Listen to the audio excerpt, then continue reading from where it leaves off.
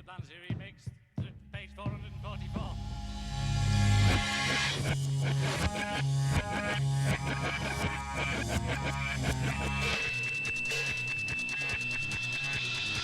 Hello, welcome to take 444, another dose of psychedelic goodness, starting with Ernie Joseph and Big Brother. We're still in the Bees.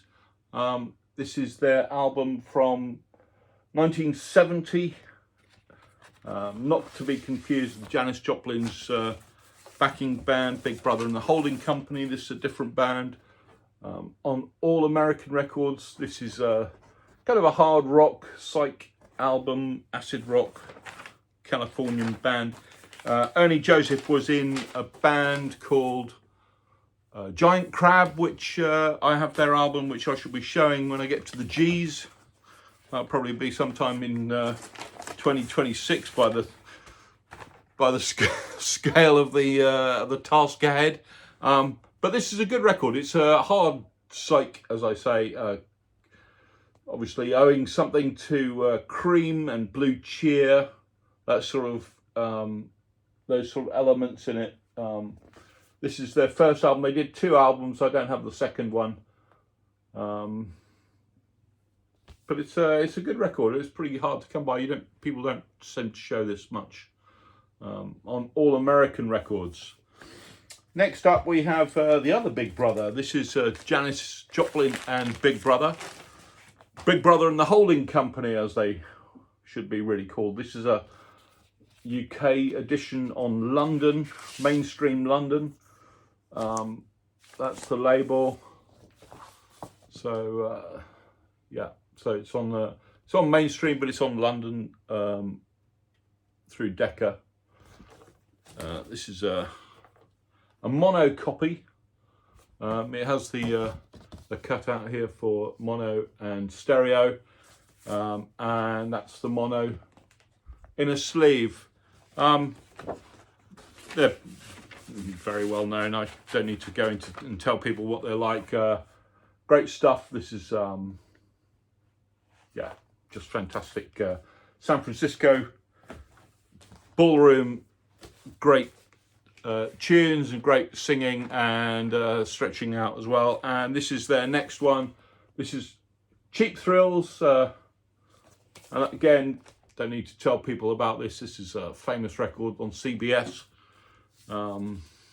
Combination of the two, Piece of My Heart, Summertime, and of course Ball and Chain, which they performed at the Monterey Pop Festival. So this is from 1968, and after that performance, so that's an original. I've got a gatefold here, which is a reissue, which has got fabulous gatefold.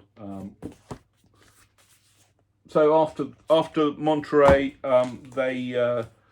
they persuaded Janice to go solo, and Big Brother continued, did a couple of albums called Be a Brother, and the other one was called How Hard It Is, I think. And this is a compilation called Joseph's Coat, from Ed Cell in the late 80s, early 90s.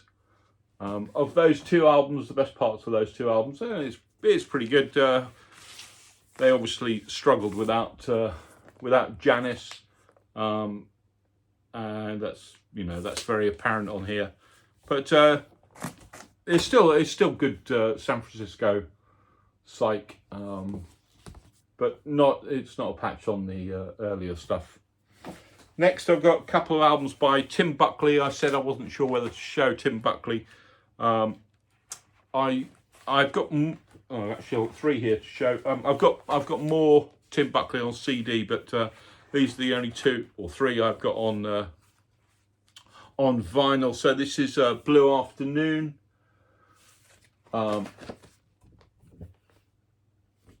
Tragically died young. So this is one from about 69, I think. I think these are both from 69.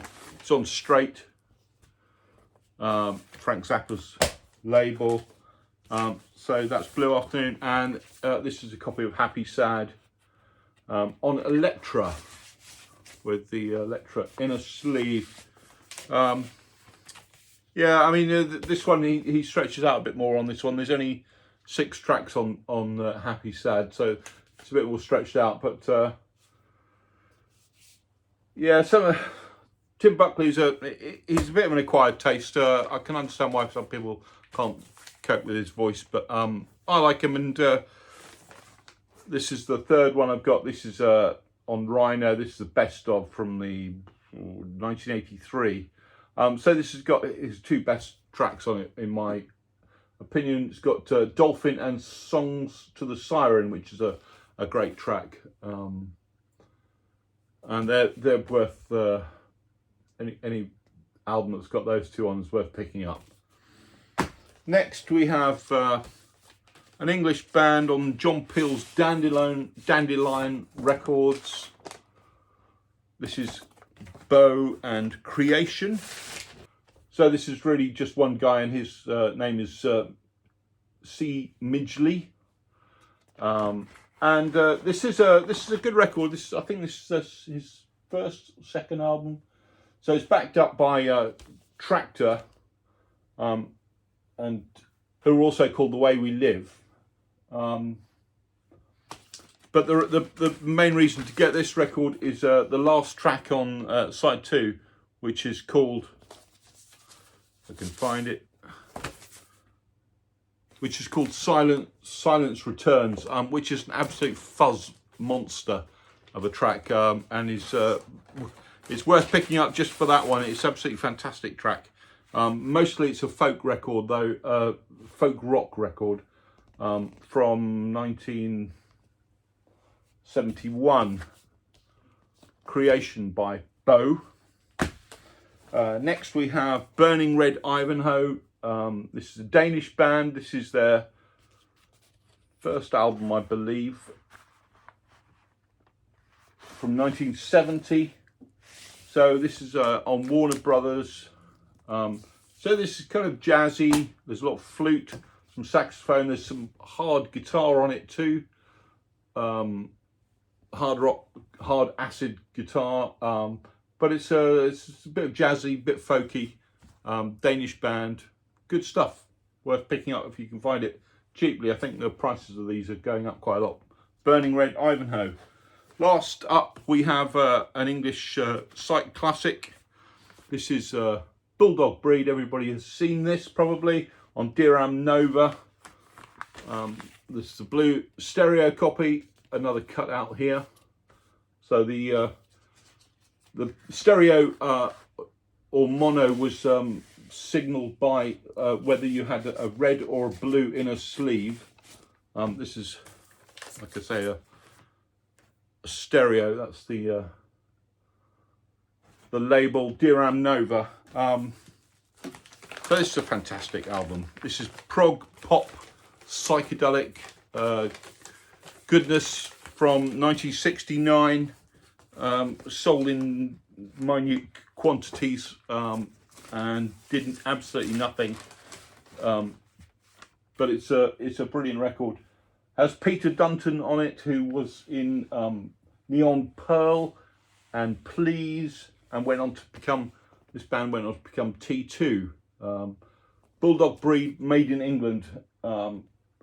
Peter Dunton also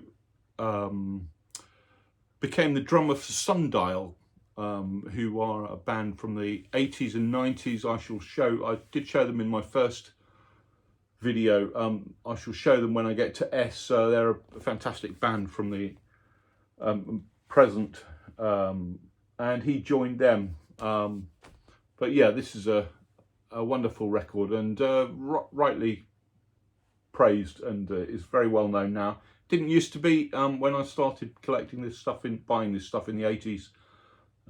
There was no reference to this anywhere that I could ever see in any of the books, but it's become really well known. But that's all for this week. There'll be some more soon. I hope you're all keeping well, and see you later. Bye. It's a Bandsy remix, page 444.